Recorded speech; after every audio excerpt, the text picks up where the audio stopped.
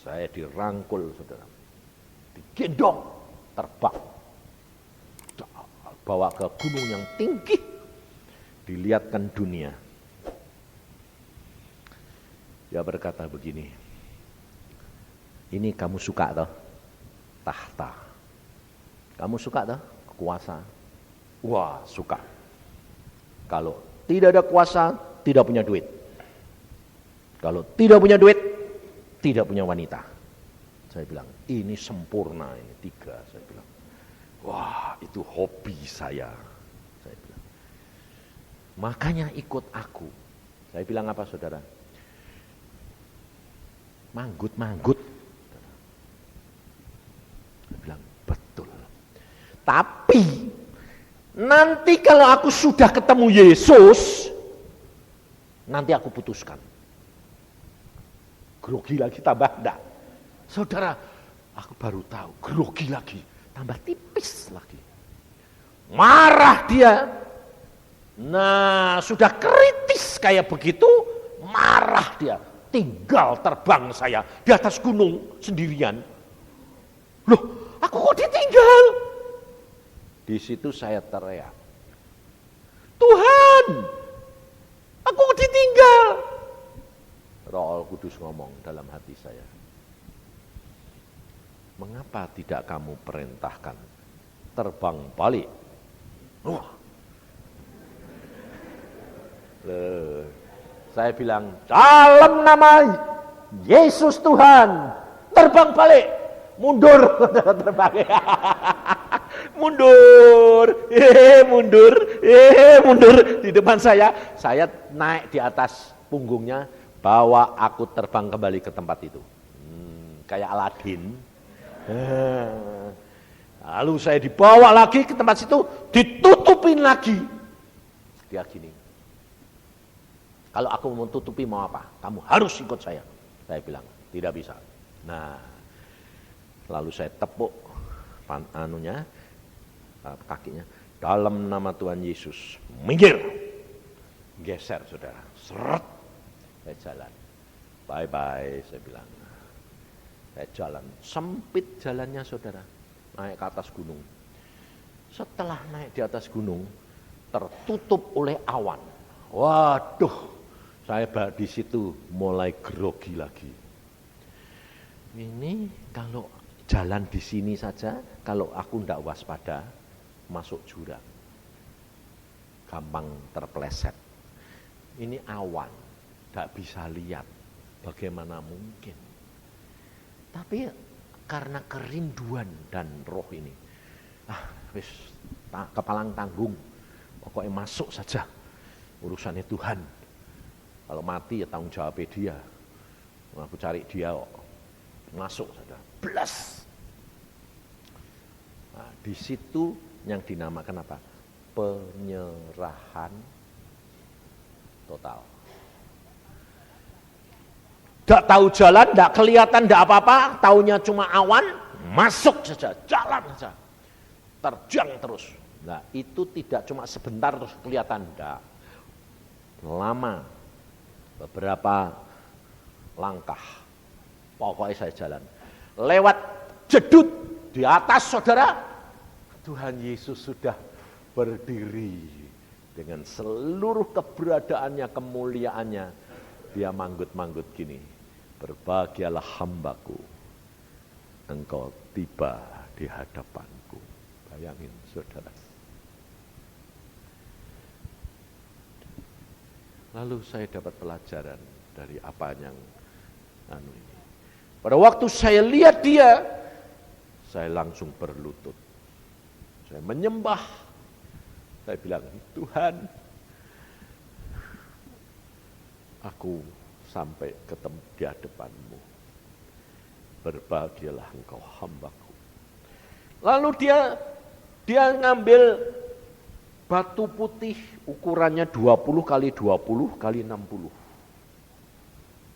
Batu putih itu persis kayak es, balokan es. Warnanya putih keungu-unguan, bergemerlapan seperti berlian. Gedenya itu 60 cm. Ukurannya 20 kali 20 kali 60 cm. Bayangin saudara. Saya lihat begitu kagum luar biasa. Saya bilang, apa itu Tuhan? Batu putih. Nah, ternyata saudara, makanya ternyata itu ada hubungannya antara papa sama saya. Bapakku dulu, waktu dia ikut Tuhan sungguh-sungguh itu, Tuhan dia tiduran saudara. Pernah cerita sama Agung ya, tiduran gitu jam 3, terus dari surga itu turun batu putih itu saudara. 1. Diterima sama dia. Wih bagusnya. Tapi papa saya orangnya nyeni saudara. Nyeni tahu tak?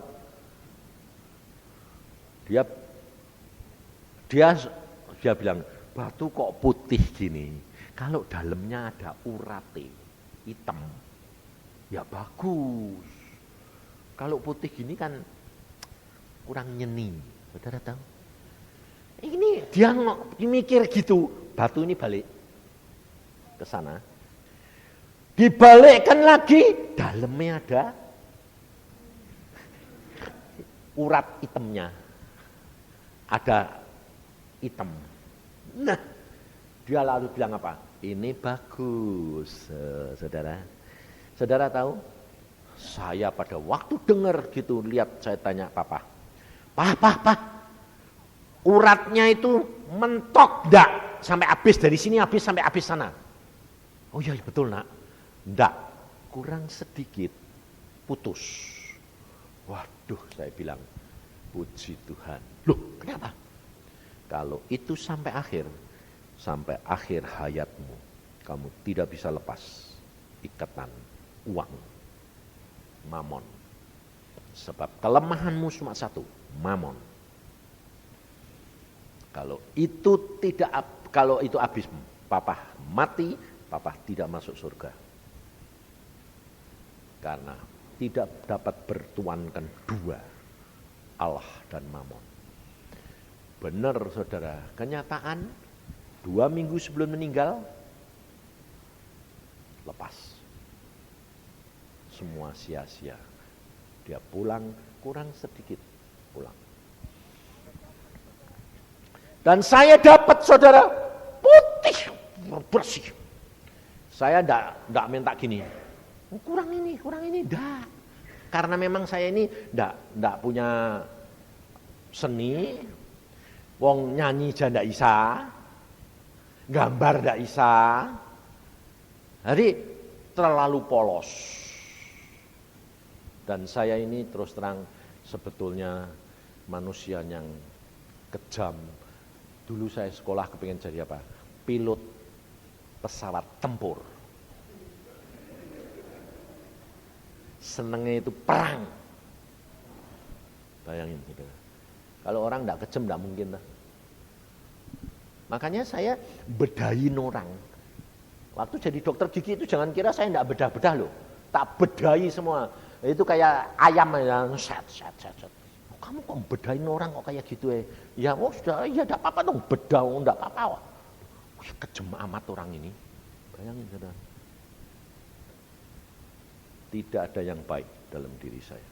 Tapi saudara tahu, waktu saya kagumi yang diberikan Tuhan, saya naikkan di atas kepala, karena saking mengaguminya karunia Tuhan itu plek, masuk saudara, set. Saya tahu batasnya sampai sini. Wah, lu kok masuk? Wah, lalu Alkitab berkata apa? Tidak ada orang yang tahu adalah orang yang menerima. Jadi, wah puji Tuhan. Nggak hilang toh, kalau masuk kan nggak ada yang ngambil.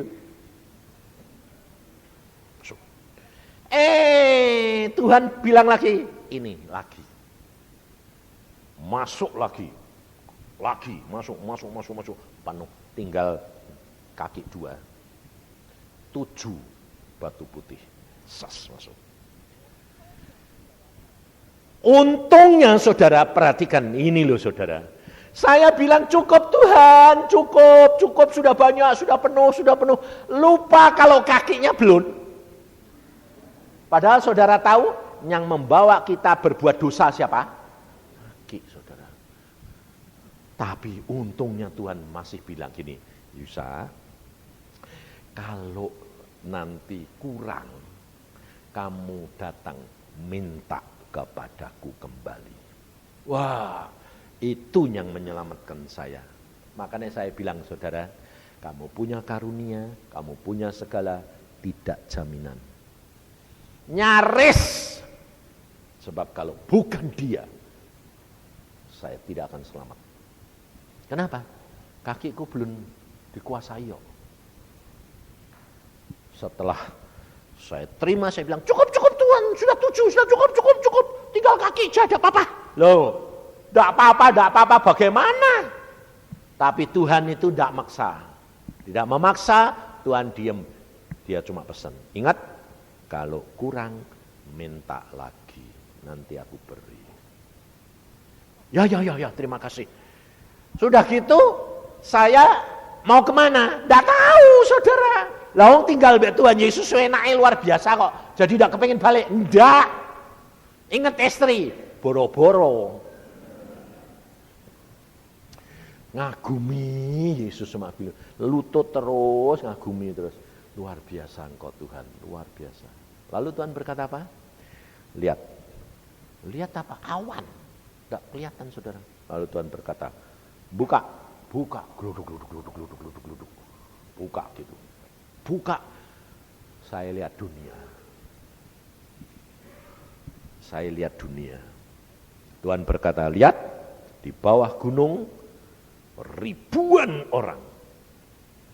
Kamu lihat, ya Tuhan. Lucu, saudara. Makanya kalau saudara nanti ngalami, saudara tahu. Saya pada waktu ini awan dibuka, saya lihat dunia, saya lihat orang-orang itu gedenya seperti saudara. Saya lihat ribuan orang di bawah gunung, tapi besarnya sama. Seperti saya lihat kamu sekarang. Aneh, nah? Harusnya kan kecil-kecil. Enggak. Loh, kok bisa gitu? Tuhan bilang, nanti kalau aku datang juga begitu. Di awan-awan sekalipun, kamu lihat aku, ya seperti kebesarku ya segini. Seluruh dunia melihat aku sebesar ini. Itu Tuhanmu luar biasa. Oh ya. Lalu Tuhan berkata, lihat orang-orang itu segalaan yang di bawah gunung, ya bawa mereka pulang, masuk surga. Karena dia tidak mengatakan buat mereka bertobat, injili mereka, enggak. Tuhan berkata bawa mereka pulang, masuk surga. Saya bilang, oke Tuhan, turun saya. Sekarang kamu turun. Saudara tahu pelajaran apa yang kita dapat? Pada waktu saudara dan saya mau bertemu, haus dan lapar, itu kuncinya. Tetapi kelemahan saudara itu tetap ada. Dan kamu akan menghadapi harta, tahta, dan seks itu, nafsu. Saudara tidak bisa melarikan diri dari kenyataan, sebab saudara dan saya masih hidup di dalam dunia. Jangan lagi saudara mengatakan, aku tidak mau, lalu kamu cari usaha sendiri. Tidak bakal bisa. Contohnya ini laki-laki ini loh, mata keranjangnya coba buang kemana-mana. Tidak bakal bisa, enggak. Kamu tidak mau. Nanti kalau ketemu wanita idolamu ya tetap gini terus. Tidak bisa, saudara. Tapi hanya satu jalan saudara bisa meninggalkan. Seperti yang saya alami. Jujur di hadapan Yesus dan minta, Tuhan tolong aku, bebaskan aku dari semua ini. Nah, kalau saudara dan saya sudah mempunyai kemauan seperti itu dan tindakan seperti itu, jangan kira terus lepas gitu. Jadi ciptaan yang baru gitu, kok enak. Tidak, saudara. Tetap harus melalui jalan yang Tuhan pilihkan dan tetapkan. Saya masih jatuh bangun, tidak karu-karuan, saudara. Maka dari itu, Alkitab berkata, tidak bisa. Tanpa Yesus yang memberikan kekuatan, tanpa Yesus yang mengajar kamu. Karena di dalam Yohanes berkata apa? Urapan yang ada di dalam kamu yang mengajar kamu. Sehingga kamu tidak perlu diajar oleh seorang pun. Nah, perhatikan di dalam suratnya Rasul Yohanes. Ayat ini saudara pegang, tetapi awas. Sebab ayat ini bisa membuat saudara dan saya dengan pikiranmu, main kontrol itu tadi, saudara menjadi sombong dan membatasi diri. 1 Yohanes pasal yang kedua ayat 27. Sebab di dalam diri kamu tetap ada pengurapan yang telah kamu terima daripadanya. Karena itu tidak perlu kamu diajar oleh orang lain, tetapi sebagaimana pengurapannya mengajar kamu tentang segala sesuatu, dan pengajarannya itu benar, tidak dusta, dan sebagaimana ia dahulu telah mengajar kamu, demikianlah hendaknya kamu tetap tinggal di dalam Dia. Saudara dan saya akan diajar oleh Tuhan. Caranya ngajar Tuhan bukan seperti dosen, bukan seperti saya, tapi Tuhan ngajar kamu seperti Tuhan ngajar saya. Ngerti? Jadi Anda sudah baca Alkitab teorinya, kemudian nanti kamu dibukakan rahasia di dalam dunia roh, kamu ketemu sendiri, kamu ngalami sendiri, baru kamu nanti sampai. Demikian juga tentang kelemahan kamu dilepaskan, itu tidak sama. Tidak ada metode yang sama. Contohnya saya dilepaskan dari perempuan. Nah, ini laki-laki semua ini di sini banyak ini yang apa itu, sebab tadi malam Tuhan bilang ini laki-laki di sini ini banyak yang mata keranjang.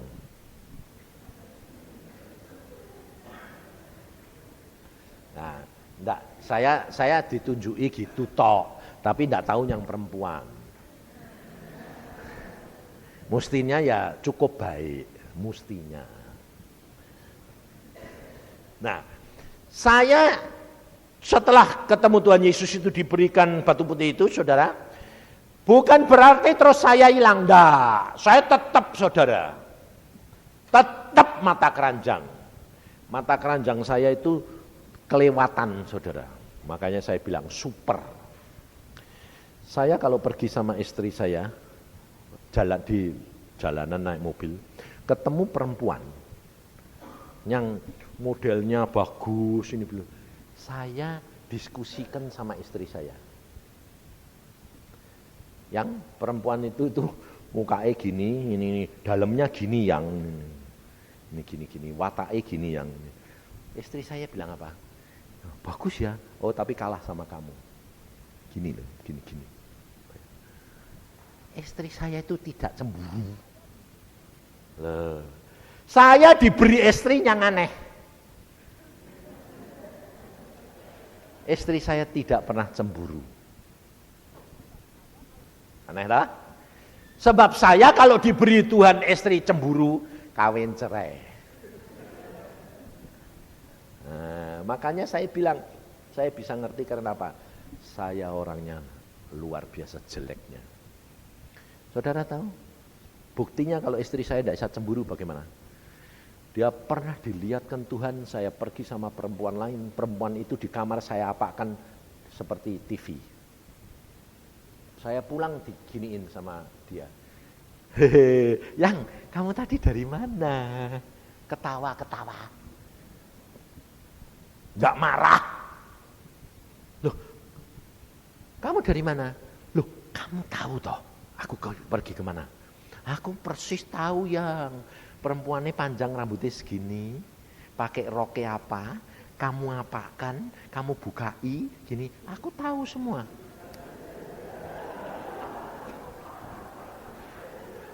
Bayang, saudara. Itu istri saya. Aku bilang gini, kowe tidak cemburu? Enggak. Loh, kamu tidak merasa apa-apa? Oh, merasa. Merasa apa? Kasihan kepada kamu, saudara. Aneh tak? Kenapa kasihan? Sebab aku lihat rohmu sama jiwamu sama tubuhmu berbeda. Rohmu tidak mau, pikiranmu bingung, mau ndak, tapi tubuhmu mau. Dan aku kasihan dan aku berdoa buat kamu. Meskipun akhirnya kamu melakukan, tapi aku tahu rohmu menderita luar biasa. Ada? Ngerti tidak? Luar biasa. Kenapa saya diberi istri seperti itu? Sebab dia mempunyai perasaan gini. Kalau orang lain itu dapat suamiku cuma 1 kali 2 kali, aku yang punya dia. Aneh toh? Jadi dia tidak cemburu. Kalau cuma dipakai 1-2 kali, sudahlah. Aneh toh? Itu pikiran dari mana? Coba, saya yakin perempuan di sini banyak, tidak ada satu yang model kayak dia. Aku sampai, loh, kamu punya pikiran kayak gitu? Ya. Mereka kan cuma hanya dapat kamu cuma sesaat. Aku setiap hari bersama dengan kamu. Jadi aku bangga punya kamu. Aneh. Dengan kata-kata dia, aku bertobat. Setiap kali mau pergi tempat wanita, omongan dia, aku bangga milik kamu, mateng. Terus filmnya, aduh aku kesini dilihat. Lalu satu saat saudara, saya di kamar saudara, sama perempuan ini, ada sepasang mata di tembok. Gini, loh Tuhan, jangan lihat aku dong. Aku bilang, loh aku cuma lihat kok. Bayangin, mata Tuhan Yesus itu di tembok. Itu Alkitabiah enggak kayak zaman Raja Anu sama Daniel. Mene tekel ovarsin. Ini moto mata. Aku bilang, loh Tuhan, aku enggak suka. Yang enggak suka itu kamu, aku suka.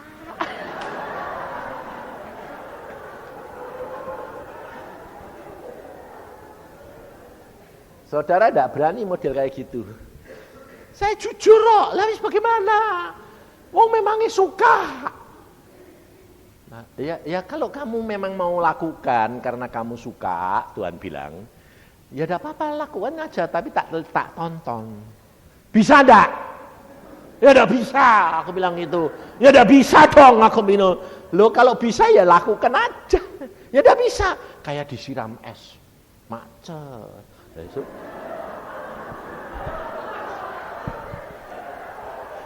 Jadi saudara tahu hilangnya apa? Coba cari konklusi sendiri bagaimana ngilang ini. Gak tahu saya. Bagaimana itu hilangnya? Hilang itu lama-lama jadi mangsal mau pergi gini, bojela ditonton, istriku nonton. Hilang saudara. Sekarang saya kalau lihat perempuan malah lucu gini. Wah itu hebat. Tuhan itu baik ya. Kreasinya kok hebat-hebat kayak gitu. Sudah tidak bisa timbul. Hilang. Jadi kalau dulu timbul saudara tergerak nafsunya. Sekarang tidak bisa. Aku sampai gini, loh Tuhan, aku impoten mau pilih. Kok enggak tergerak ini hilang semua saudara. Jadi saya lihat kamu itu malah bisa mengucap syukur karena apa? Kreasi Tuhan. Hebat kayak gini, macam-macam enggak ada dua nih. Model-modele matane, hidunge miring-miring ini. Terus bentuk-bentuknya itu enggak sama. Sampai saya bilang, Engkau hebat ya Tuhan. Loh, tapi tidak bisa tergerak, hilang sama sekali saudara. Dan hanya bisa saya terhadap istri saya. Jadi saya tahunya tidak impoten, normal kok sampai sekarang ya normal. Tapi aneh, kalau tidak sama istri saya tidak bisa. Kalau dipegang istri saya, kayak nyetrum, gereng. Dan aneh saudara, saya sampai sekarang belum pernah menemui seperti istri saya. Kenapa? Saya dikasih, kalau bau keringat dia, langsung nafsu saya timbul. Wah, tidak ada sementara ini selama hidup saya tidak pernah ketemu orang yang baunya persis kayak keringat dia. Jadi aku bilang, kowe tidak usah sabunan, tidak apa-apa.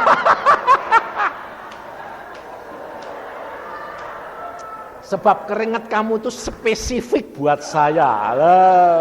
Saudara tahu? Kalau nurut Tuhan itu diberi yang terbaik, selalu ada jalan keluar. Saudara tahu? Itu hidup dengan Tuhan. Nyata, saudara. Orang jorok kayak gini, bebas. Bebas tenang. Tapi bukan berarti bebas terus saya dulunya tidak berbuat. Makanya Agung pernah tanya, loh Pak, kamu sampai jatuh? Jatuh kok. Jatuh sungguhan. Loh, jatuh itu tidak sungguhan. Kamu kira cuma di pikiran, Gong? Mungkin kue cuma di pikiran. Aku pikiran dan jasmani. Aku menikmati semua. Makanya saudara jangan kira kalau orang yang kamu lihat disayang Tuhan kayak begini, itu asalnya baik. No. Jadi kalau saya dibanding saudara, baik mana? Pasti baik kamu dah.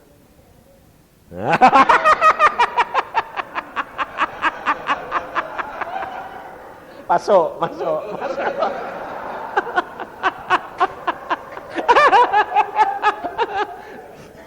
Loh, makanya itu saudara harus belajar sungguh-sungguh, ngerti enggak?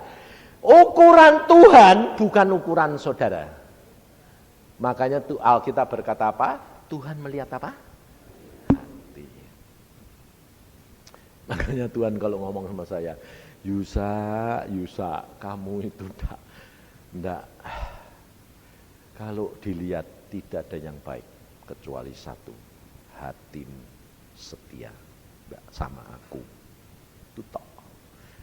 Yusuf Roni pernah ketemu aku beberapa kali, dia bilang, Pak Yusa, Tuhan kalau ketemu aku kok kepalaku selalu diinjak sih Pak. Kepalanya dia diinjak, dipencet sama lantai. Kalau enggak percaya kamu nanti kalau ketemu dia.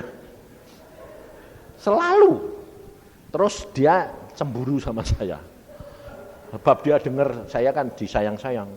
Terus dia bilang, Tuhan, kenapa kalau engkau ketemu aku kok aku mesti pencet? Dia ketemu Yusa kok lus-lus. Saya dilus-lus loh saudara. Di jamaah gini. Secara fisik, bukan apa? Bukan mimpi, bukan roh. Fisik. Sembahyang jam 3 sore. Saudara tahu, saya sembahyang mau berbuat dosa. Makanya saya bilang, saya ini orang yang keliwat aneh. Mau berbuat baik ya sembahyang, mau berbuat dosa ya sembahyang. Saudara enggak tahu. Sebabnya kalau berbuat dosa sudah tahu kalau dosa kok. Betul? Saya enggak, saya sembahyang. Tuhan, aku kepengen main tuh. Aku boleh ya Tuhan, aku mau main dek perempuan itu. Ngomong, lapor, minta izin. Tuhan datang, di samping saya kaget saya. Jubahnya putih, saya lutut. Saya rasa, wih ada orang datang, kok saya dijamah kepala saya. Wih Tuhan, saya mau gini tidak bisa saudara, mau gini tidak bisa. Terus dia jamah. Yusa, aku mengasihi engkau. Yusa, aku sayang engkau. 3 kali. Dan dia mengatakan, kalau dia berkata aku mengasihi, ribuan artinya terbuka. Aku lebih mengasihi engkau daripada istrimu. Aku lebih mengasihi engkau daripada ayah ibumu, dari anak-anakmu, dari orang yang mengasihi kamu sekalipun. Tidak ada lebih mengasihi daripada aku mengasihi kamu.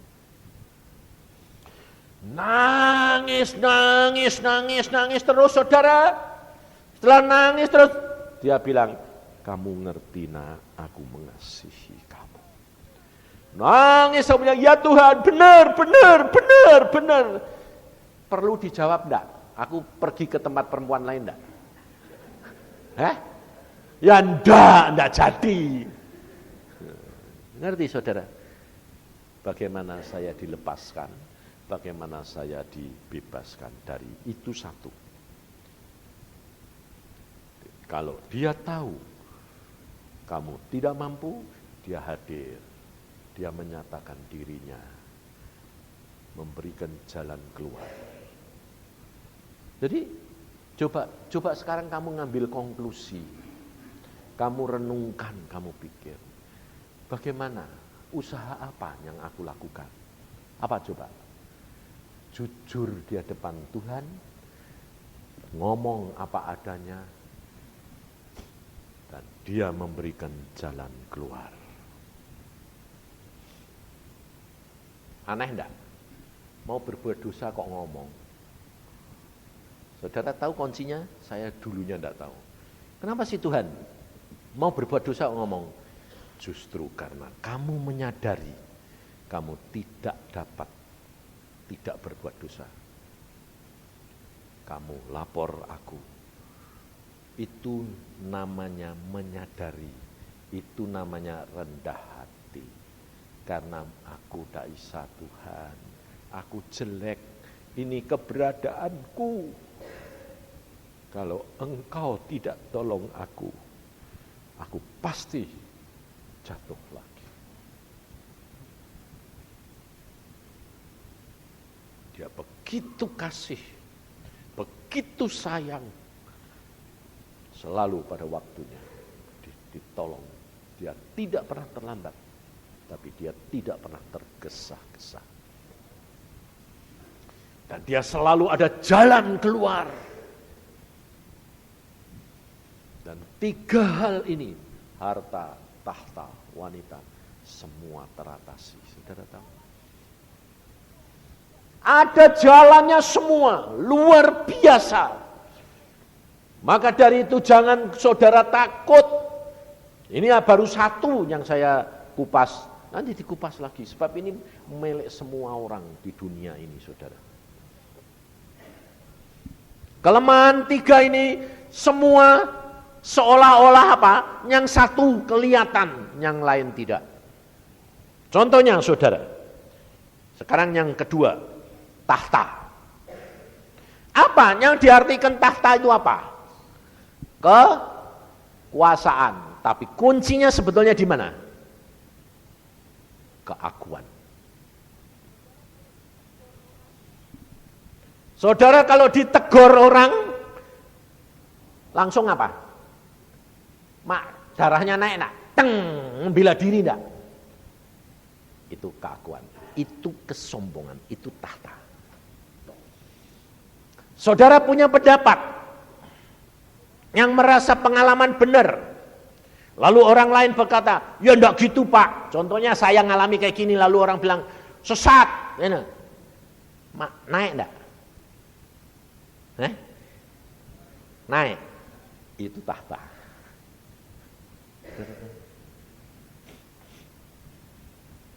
Main control itu apa? Itu tahta. Itu kesombongan. Bayangin saudara. Saya bilang Tuhan, semua. Saya bawa firman, Tuhan berkata, orang-orang berkata, terima kasih Pak, luar biasa, hebat. Saya, wah, itu tahta.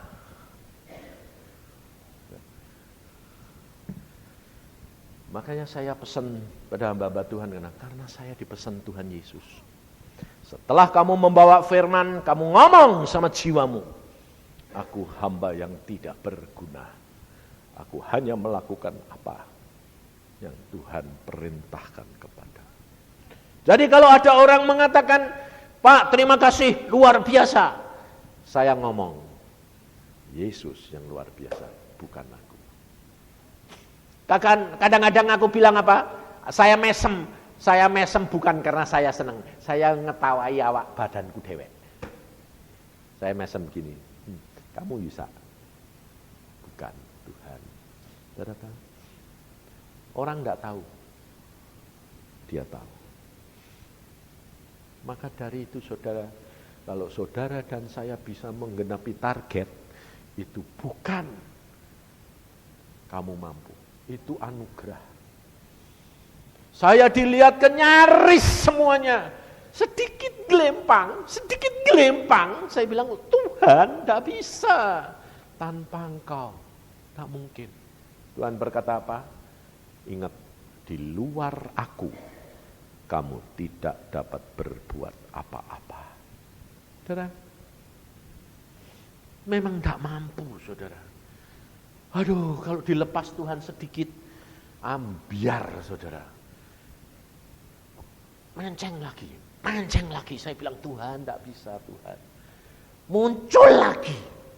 Jadi jangan kaget kalau saudara-saudara laki-laki yang mata keranjang ini sudah cinta Tuhan, sudah mulai hilang, tapi sekali waktu malah muncul lagi. Satu saat watak-watak yang lama itu justru dimunculin. Itu sengaja. Disengajakan sama Tuhan supaya kamu sadar loh, kamu itu masih hidup di dalam dunia. Bawaanmu ini kadang-kadang itu sudah kamu pangkas, sudah kamu potong, kadang-kadang semi lagi. Lah, itu langsung saudara harus berkati. Dalam nama Tuhan Yesus, aku sudah dipotong. Tidak. Hilang. Nah, kelemahan ini saudara ada grade-nya. Grade-nya begini.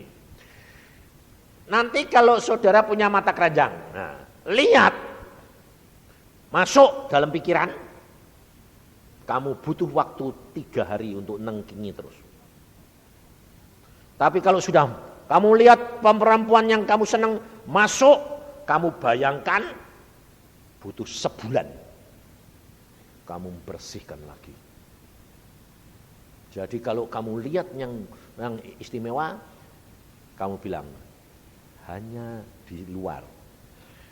Nah, itu bagus. Cuma sekedar lewat, tidak bisa masuk ke otak, lewat. Makanya saya kalau lihat perempuan-perempuan sekarang gini, sekedar lewat bilang, anugerah Tuhan, anugerah Tuhan, anugerah Tuhan. Kamu punya kecantikan, anugerah Tuhan. Tapi ingat, kalau kamu punya kecantikan, kamu gunakan untuk dirimu sendiri, digantung kowe bakal. Sebab ternyata kalau kamu punya kecantikan, kamu orang laki deketi kamu, yang kamu tidak suka, kamu langsung apa? Langsung matanya tahta, kesombongan. Iya dah. Laki-laki yang ganteng disenangi, ada orang perempuan yang ndak cantik, mulai deket-deket, sombongan.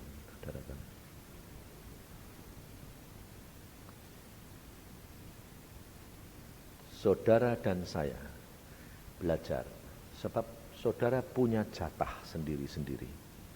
Gak usah khawatir. Saudara punya jatah, gak usah khawatir. Tuhan yang menetapkan. Kalau ndak harus kawin, jangan kawin. Susah. Sebab saya ini ngalamin apa? Tuhan dari permulaan sudah bilang, kamu jangan kawin. Aku bilang apa? Aku harus kawin. Tuh, aku bilang gini, Tuhan, aku mau jadi hambamu toh. Kalau aku udah kawin, nanti ada orang kawin minta nasihat, aku tidak bisa ngasih nasihat.